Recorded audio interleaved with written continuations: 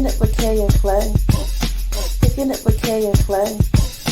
Kicking it with Kay and Clay. Kicking it with Kay and Clay.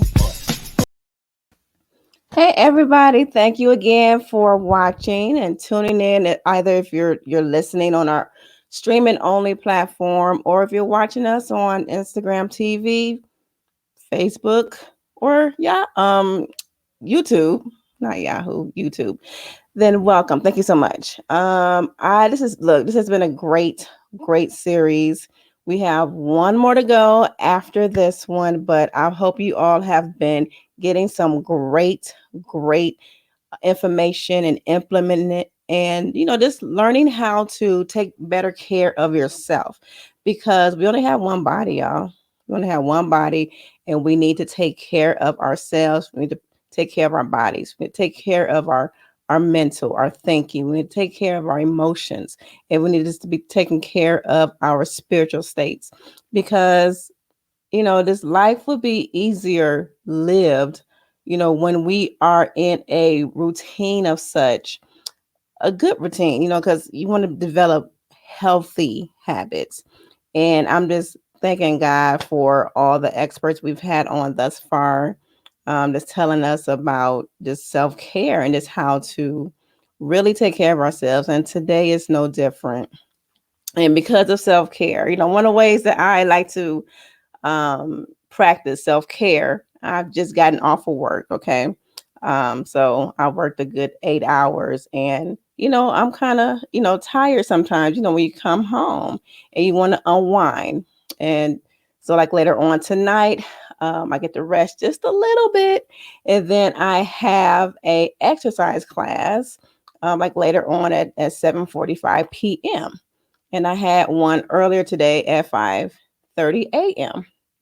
Yes, I get it in multiple times a day, in a couple of, in a couple of times a week, because I want to take care of my emotional state and my physical state. And that's part of it. And again, one of the ways I like to self-care when I get home is I love incense. So if you see smoke coming, nothing's on fire, I have my incense burning. And I just love the smell. It's just so calming and so soothing. And I have my my candles going as well. Okay. So, sorry, I have to get my charger, because I don't want to be, having a show and then it's be like it just go off. Technical difficulties happen.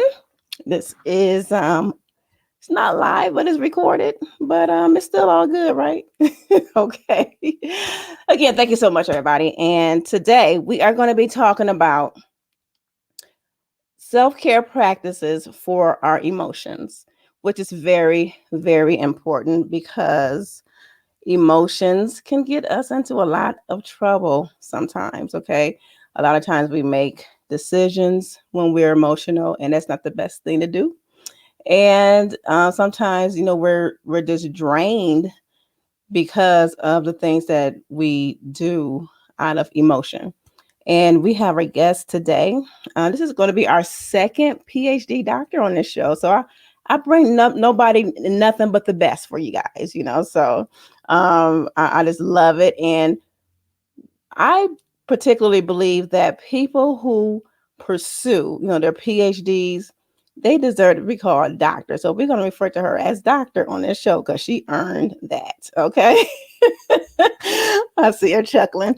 Okay. So without further ado, let me introduce today's guest. Our guest today is Dr. Olivia Owa. Okay. Forgive me, Olivia. Owamahoro Williams. She has been in the mental health profession for over a decade. She earned her bachelor's degree in psychology from the University of Tennessee, and her master's in clinical mental health counseling from the University of Memphis, and her PhD in counselor education and supervision from the University of Central Florida. She is a national certified counselor through the National Board of Certified Counselors, a licensed professional counselor, in Georgia and a certified professional counselor supervisor in Georgia. She is currently an assistant professor of counselor education at the University of West Georgia. She is doing the doggone thing, right? Black girl magic all the way around. Okay. So without further ado, we are going to welcome to the show Dr. Olivia. Hi, Doc. How are you? Hey, thank you for having me. I'm excited to be here, and I was just jamming to your intro music earlier. I really was appreciating that. Oh, thank you so much. As I was stumbling in the intro, I'm like, what is wrong? But And again, it's stuff happens. Hey, I'm real. I'm what you see is what you get with me. I'm so real, and I try not to make everything seem so perfect.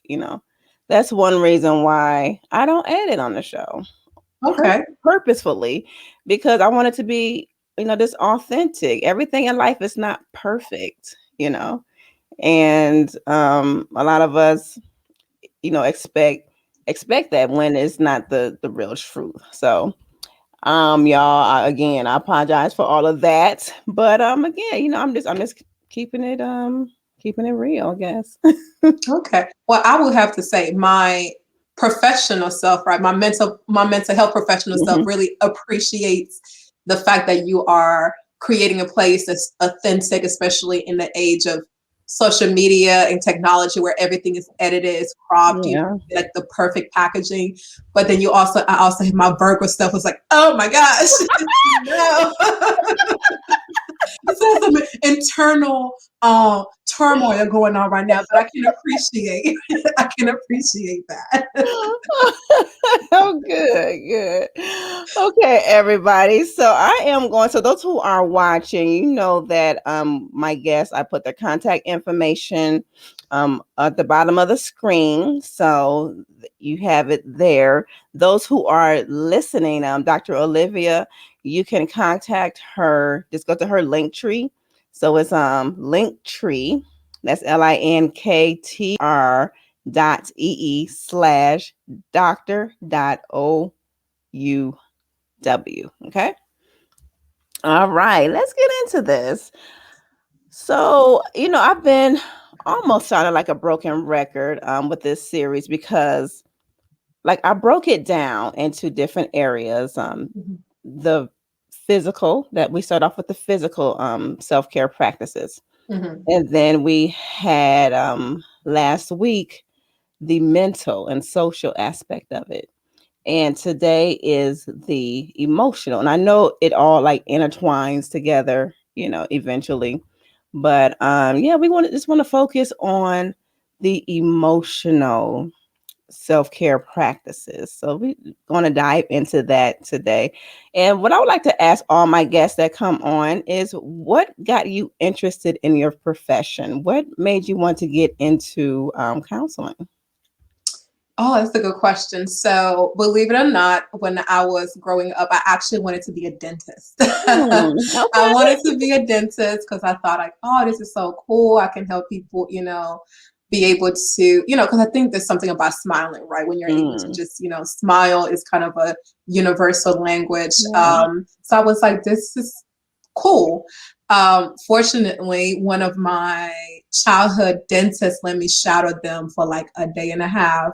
And I don't know if he did it intentionally, but the time I was shadowing him, like he was legit working on nothing but cavities. And it was the moment that I was like, wait a minute. I was like, hold on. This is not, I'm not built for this. This is Uh-huh. not what I'm built for. So that dream was shortly lived. Okay. So then I transitioned. So when I went to college, my undergrad, I was taking, just basic education. Yeah. And one of the courses that I took was an intro to psychology.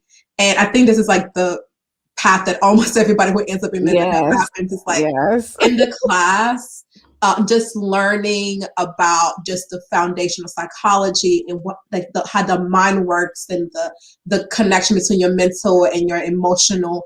It just became very intriguing to me. So Mm, from then, I believe it was like my second semester, the end of my first semester, going to my second semester, I declared my psychology major. So I okay. dove into the content. From there, I ended up becoming a research assistant in one of the psychology labs at the University of Tennessee. So then Okay. I really got involved heavy into, not only was I learning the content in the classroom, but I started participating in the research, and I really got invested into just the world of mental health.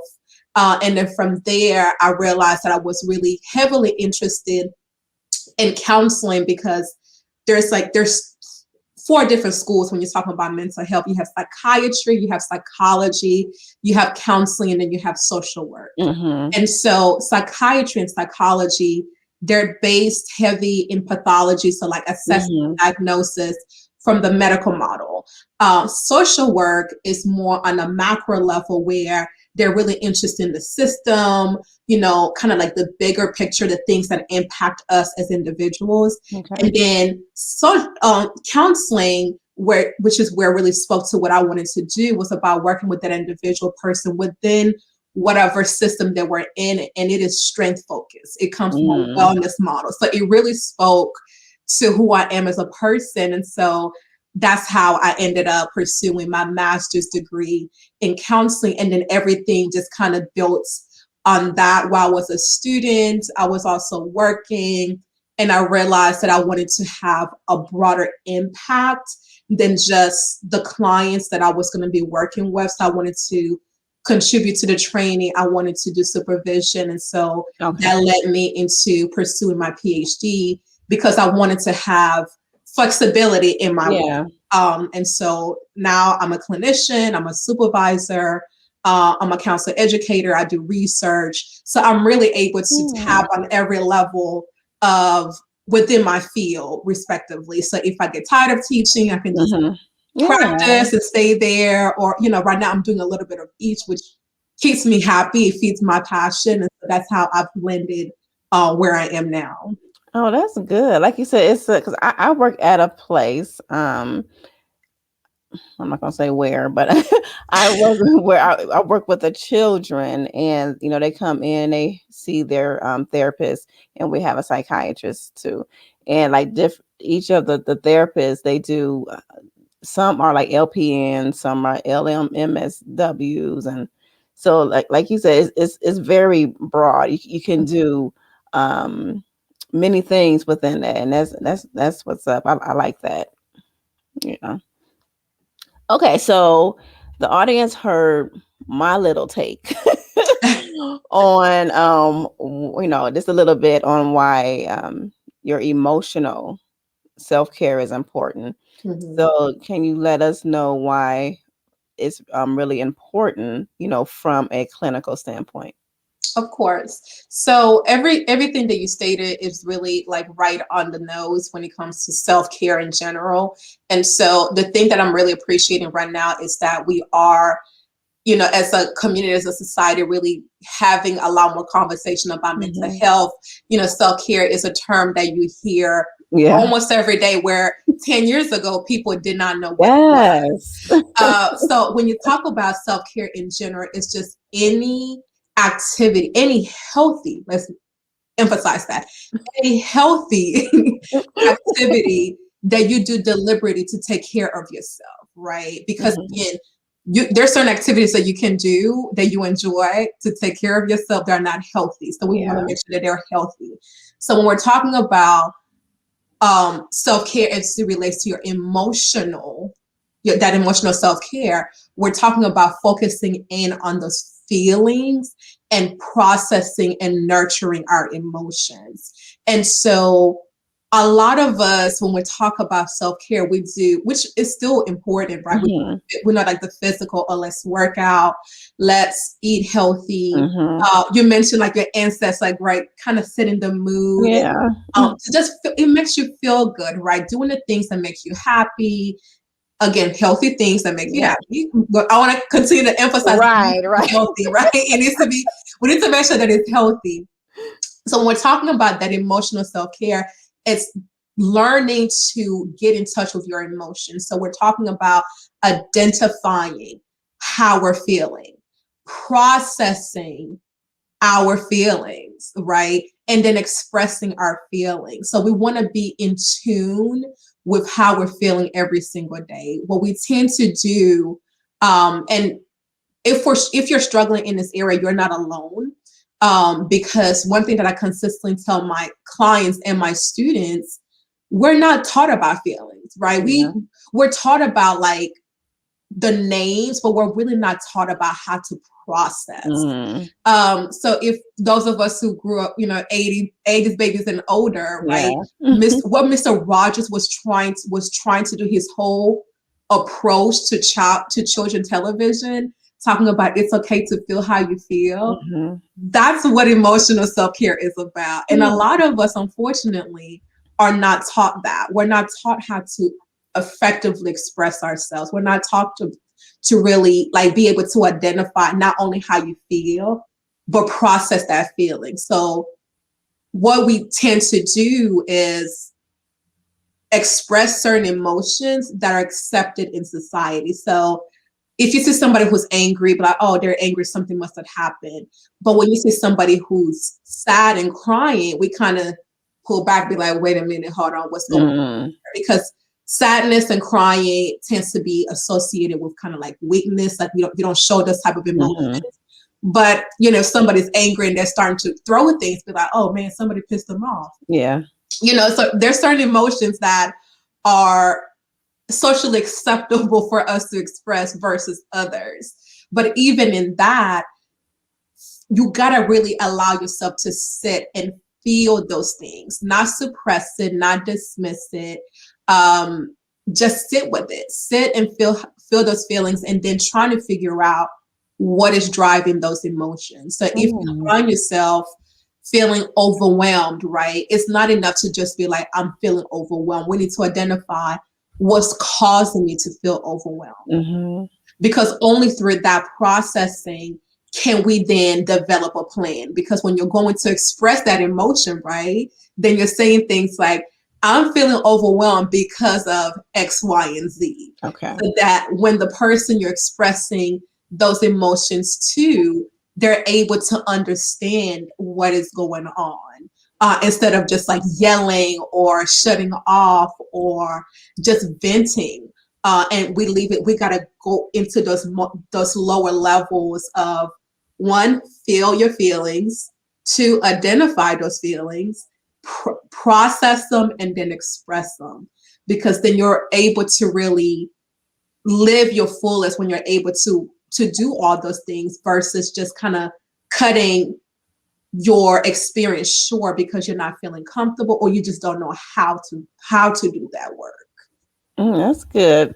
You mentioned that a person might be feeling. I think a lot of us have felt overwhelmed Mhm. at least once, and I know people they're probably feeling it all the time.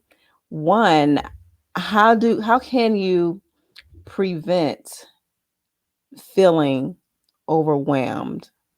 How can you prevent that? And then if you're in it, what are some practices you can do to help you get out of that?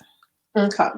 So the first thing you want to do is you don't ever want to stop yourself from feeling a certain way, right? Like Okay. you want to feel those feelings because only through that genuine expressing and feeling of whatever emotion it is, then you can process and work through.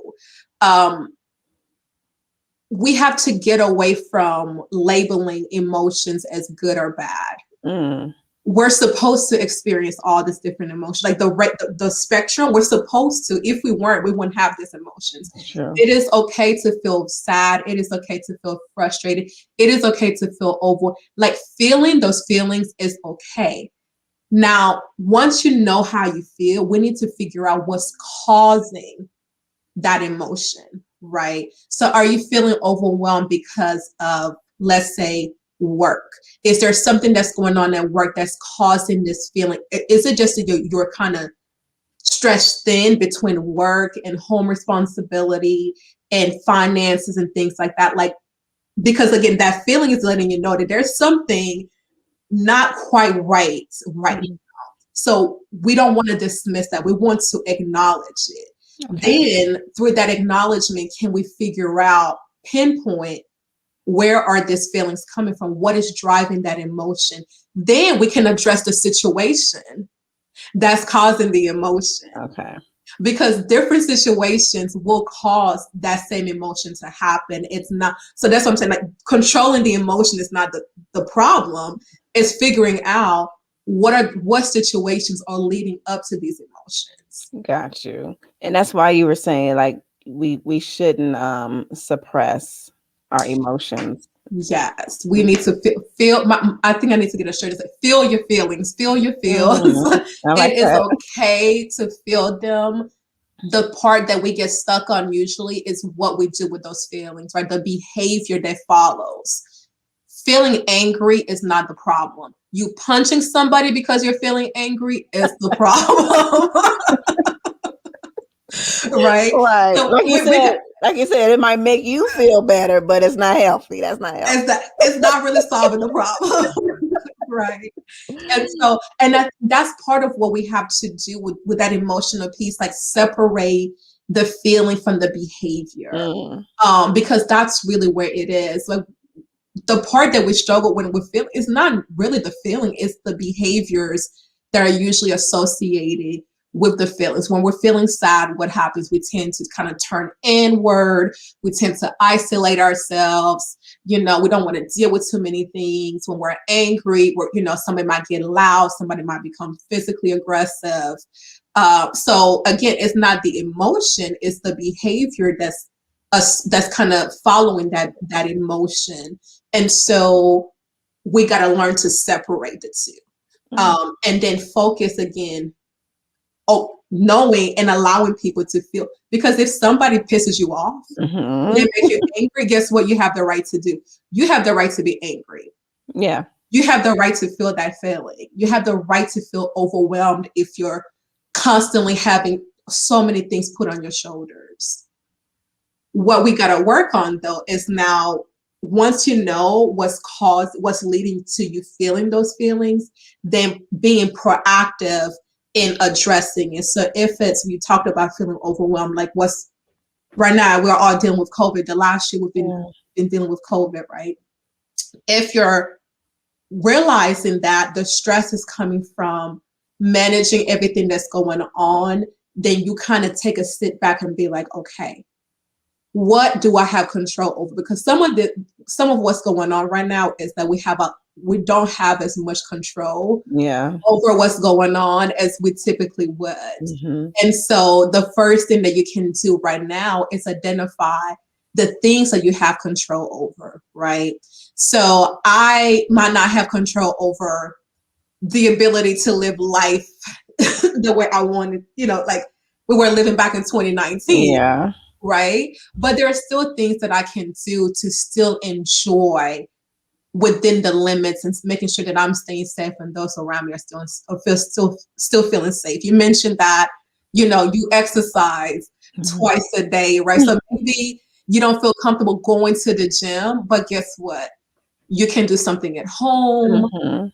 The weather's starting to get better outside, so you can start doing some things out in the community, walking Yeah. and things like that, where, again, might not be able to do things exactly how you were able to do Right. before, but you can still do some things. I know a lot of people are feeling isolated these days. Obviously, we got technology is in our favor, so maybe you can do brunch with your girlfriends or with your guys. Guess what though? You can get creative and do a Zoom brunch. Everybody fix something, get your drinks, have your music. Right. You know what? I'm doing that with one of my friends because we're opening we're open here, like our restaurants at 50% capacity now. So Mm-hmm. I have been out, but one of my friends who lives out of state, we're doing a Zoom brunch because we usually get together every Mm-hmm. December, but of course, Yeah. So, and she was like, she is so zoomed out, but she's making an exception for me, because people are, working from home and they're doing all these meetings, and I know that can be so overwhelming and draining. Most definitely. So, and that's part of the processing part, right? Mm-hmm. Trying to figure out where is the stress coming from. If Zoom is like your friend is like, I'm zoomed out, I just on the weekend, if you say Zoom, I'm going to freak out, then Right. set that boundary for yourself and know that that is not something that you would want to do. So maybe then you can do something where you go out where some like maybe you go to a park where you're socially distanced and be able to still hang out and socialize with your Mm-hmm. friends or something. Again, but that only comes from you being able to identify the things that are driving that feeling of feeling, overwhelmed or anxious or whatever it is. And then setting that boundary for yourself. Because if for you, like getting on that Zoom brunch will cause more anxiety or make you feel even more overwhelmed, then don't do it. Just Yeah. don't. And then find something that will, still accommodate you and meet your needs within, within reason and making sure that you Mm-hmm. stay safe during these times. So, So what I'm hearing you say is what's important is to identify what's making you feel a certain way. mhm. If that's not the way you want to feel, Exactly. identify it and process it and work and do something about it. So what can be done? Like what? Okay, so I know like suppressing it. What type of like we suppress our feelings, right? Mhm. How would that manifest in our body? How would that manifest in our emotional state? In so many different ways. I mean, to the Mm-hmm. point of like physical Mm, symptomology, right? So if you keep emotions buried deep down, one, you're going to be more sensitive to those emotions, meaning it's going to take less things to get you to kind of like your breaking point, right? So if you think about like a Coke bottle being shook, right, mm-hmm. where usually might take you like a couple of Mm-hmm. shakes before you get bubbling, but if you keep festering and you're not processing, you're keeping all those emotions bottled in, it might just take a little tap and then your top pops off. Mm-hmm. Because basically what happens is like you are in a constant state of shaking. Wow. You got a cup bottle, you just keep shaking and shaking and shaking, and it keeps building and building and building, where it's gonna be that one little thing, right? That person in the grocery store that cuts in front of you, your child, drops, spills something on the counter, and you just blow up and you experience this such a strong emotional outlet in the moment, which really does not meet the situation, but because things have been flustered, you just Yeah. keeping it in, not talking about it, not processing, and you just keep holding onto it, and in the worst possible time, it's going to come out. So Mm, that's where it can come out on the emotional side, which can then hurt relationships, right? Because imagine, it's you and your spouse, and you just come home and let's say, I don't know, you took a nap and you started preparing dinner later than you anticipated. yeah. And they come in, and because they've had all these things happening over the last 2 weeks, they're hungry. They were looking forward to that steak dinner you're supposed to prepare. They come in and you still and nothing cooked. And next thing you know, they're like flipping tables, like, how dare you? You don't care. And you're like, wait, hold on a second. Mm.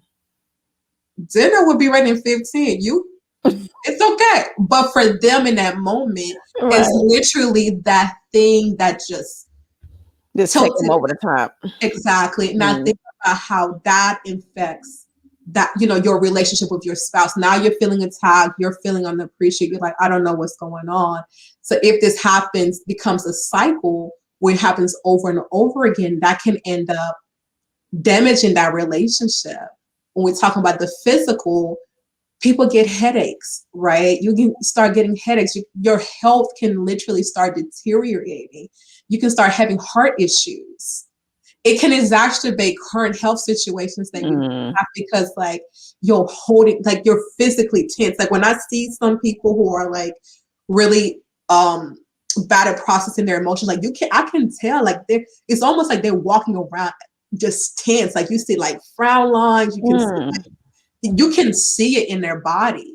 And so those just a couple of ways that holding on to these emotions will end up impacting you, like on that physical level, that emotional level, but also that relational, because you're taking out your frustration or your intense feelings on the wrong people. Yeah. Because remember what I said was about identifying your emotions, processing your emotions, and then communicate. You got to express your emotions, but you got to express them to the people who are contributing to that emotion. So if I Mm-hmm. got stuff going on at work, guess what I need to do?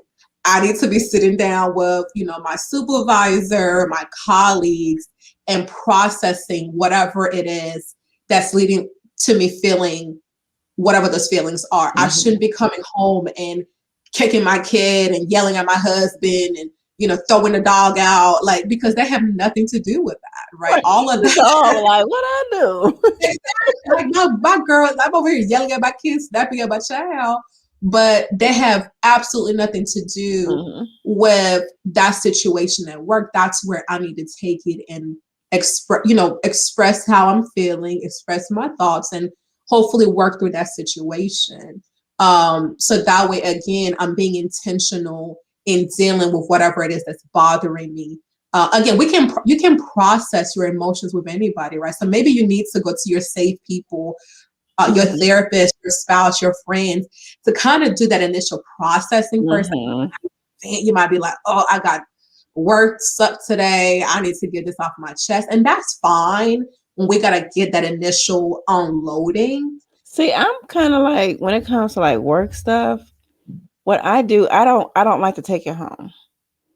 I try That's a to good rule. I try to leave it there. Like Yeah. once I'm off the property, I tend not to think about it. I don't want to discuss it. Unless it's something like really really crazy. I talk about it. But if it's like there's some annoying stuff, that's going on. People just annoying you. They get on your nerve because they acting like a butt or whatever. Hmm. I tend to leave I tend to leave it there. Is that good to do or? I mean, if that works for you, as long as you're not dismissing your feelings, right? Because you could be Mhm. like, okay, you know what, that colleague irritated me, hated it, but whatever, that's, they're stuck in their ways. There's nothing that I can do to change their annoying personality. And you'll really kind of like have acknowledged all of that. That's fine. Mhm. What you don't want to do again is anytime when you're dismissing or belittling or not acknowledging how you feel, that's where things can go in a net, kind of in the wrong direction. Mhm. But again, I commend those who are able to like kind of like separate things and function in those. I really try my best. Yeah, practice, right? If you can do that, where you're like, okay, work is work, I'm going to handle work and I'm going to make sure it stays there. But the reality is, because we're human and we're not Mhm. robots, we're not going to always be able to draw that clear line every time. There could be a situation that happens that really leads to you needing to process it, right? I mean, Yes, and it has been where I talked about, different stuff, but yeah. exactly. So we're both Black women, right? So what if you're at Mhm. work experiencing discrimination and you're feeling like there's some things happening Yeah. really impacting you on that level where you're like, okay, I need to process this with people who I know are in my corner. If you have a therapist, like, whoo, there's this thing that happened. I need to figure out how to navigate it. So again, doing that and doing that processing, sometimes you're able to go back and deal with the situation. Sometimes you realize, like, you know what? It is what it is. It's outside of my control. I'm not even gonna give it that much energy Yeah. anymore, and that's fine. But we gotta get to that Come point to of that point. process. Yeah. Exactly. If Mhm. action is needed, right? So if it's a matter of maybe responsibilities being, maybe you were put on a project and you feel like, okay, I'm being, given way more work than I should, and there's no way for me to balance this thing. Is really about like work specific things. Like, again, the best thing I can think of is like, if you have a colleague leave and all of a sudden you got to reallocate work Mm. responsibility and you're like, wait a minute, I'm taking on like 50% of what they were doing plus what I'm already doing. Mhm. This is a bit much where I you're like, think that I okay, think that applies to a lot of people. exactly.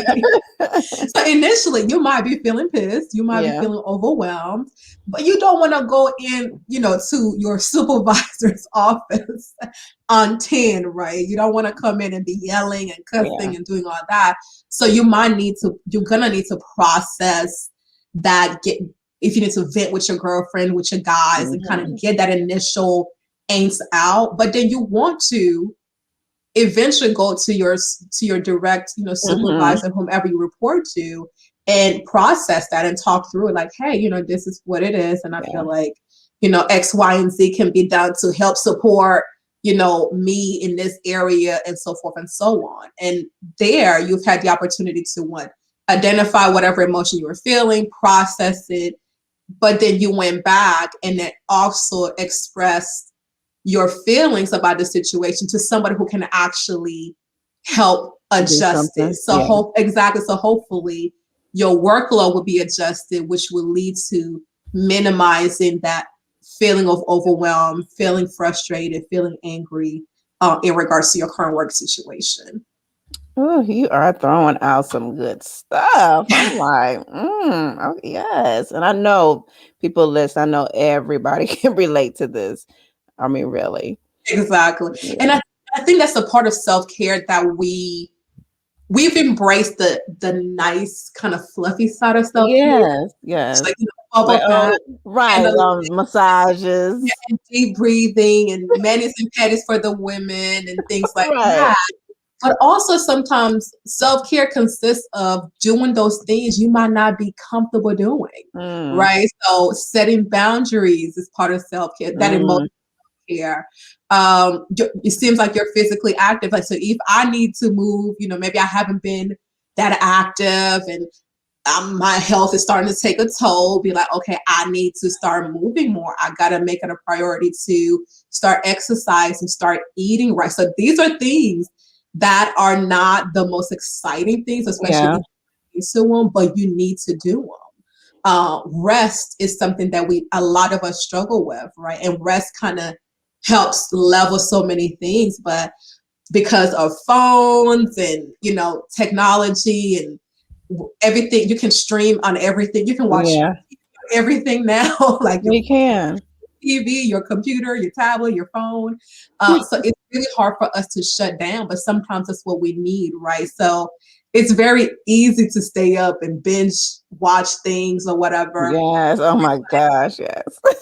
because you watch that one episode and the next thing you know, Girl. you're like 5 episodes in, like Yes. what's I've happening? I've done it. I've done it plenty of times. And so we got to be really conscientious about that. So where it might be pleasurable, right, to sit and indulge in that your favorite show, if you're only getting like 3 or 4 hours of sleep, Mm, that's not healthy, because that's mhm. going to tap into your physical, that's going to tap into your emotional, that's going to take time from, even like if you are trying to prioritize like your spiritual practices, where now you're literally kind of cutting out a lot of time where you could be doing a lot of these things. Mm. And a lot of these streaming networks, platforms make it very easy They do. They out do. in the whole thing, because like they will automatically go to the next episode. So if you don't check yourself, be like, I'm only going to watch 2 things tonight, and then I gotta cut off my TV. That's those boundaries you talked about, right? Boundaries. Again, some of the self-care that some of us need to do are things that right now are not the most enjoyable things, because you're not in that habit of doing it. So getting your sleep, eating healthier, moving, right? Prioritizing that quiet time to process Mm. your day and your feelings, having difficult conversations, right? So if you're processing your emotions and you're trying to work through things, it might result to you having to have a difficult conversation with people in your life. And sometimes we don't want to do that. But that's what we need to do in order to set those boundaries, have better communication, and work through stuff. So that's the other side of self care that we Yeah. don't spend a lot of time talking about, but we need to, like, Yes. it's a full spectrum. The bubble baths and the leisure activities, those are great, but we Hmm. can't negate the other stuff that can be difficult to do in the beginning as well. That's true, and that's why I broke this series down. I started with the physical stuff you can do, and then, like you said, it's not all glitz and glam. Hmm. Self care, and that's what I really want to bring to the forefront. And like we're dealing with the mental, your thinking, your emotions, and like you said, is needed. It may not be the pretty part of it, but Exactly. it's the part that's going to keep you. Okay. Exactly. And in the beginning, it's more challenging, right? So, and I'm pretty Hmm. sure you can attest. I always compare the emotional work to physical.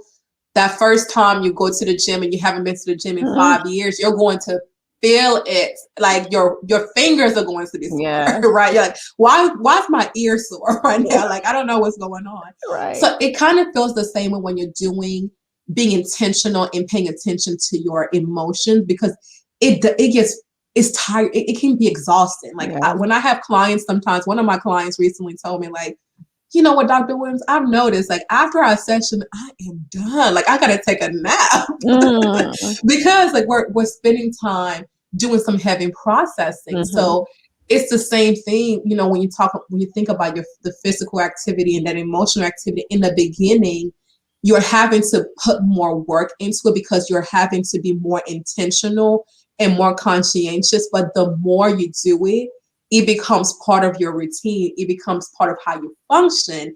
And so it's not as exhausting. So, the difference between training for a marathon, like the first time you run 3 miles, you might want to just quit. But once you've been doing it for a couple of months, you're like, my goodness, I'm running this like 10K, like Yeah. nothing, Yeah. And so it takes time. And the more you do it, the more consistent you are, the easier it becomes, because again, it becomes part of just how you process things, how Mm. you just move through life. It's just like, okay, when things happen, I'm going to let myself feel, I'm going to process those feelings, I'm going to deal with the situation that's eliciting these emotions. That's just how you function. Mm. So yeah, it becomes easier with time. It does. It's like the analogy you use. It's like going to the gym and working out. You have to train your body to do that. Exactly. And I see it's the same with your emotional and with your feelings and with your mental. You have to train those areas as well. That's good. Hmm. I like that. This was good. Oh my god, it was so good. So much information. I'm gonna have to have you back from time to time because you know your stuff. I'll be more than happy to come back. I get excited because this is, I see. Yeah, I'm you tell us your passionate about passion. this. Yes. Yeah, and I also want to, especially us within the Black communities, like Yes. we experience so much and so many, and there's a whole nother topic, but Yes. because we have so many things that's going on, it's like we need this even more, Yes, we because it's do. like life already is just crazy for us from time to time, that the more we can do this and be more intentional and taking care of our holistic self, the better we're going to be able to do when we're having to go out here and deal with just life.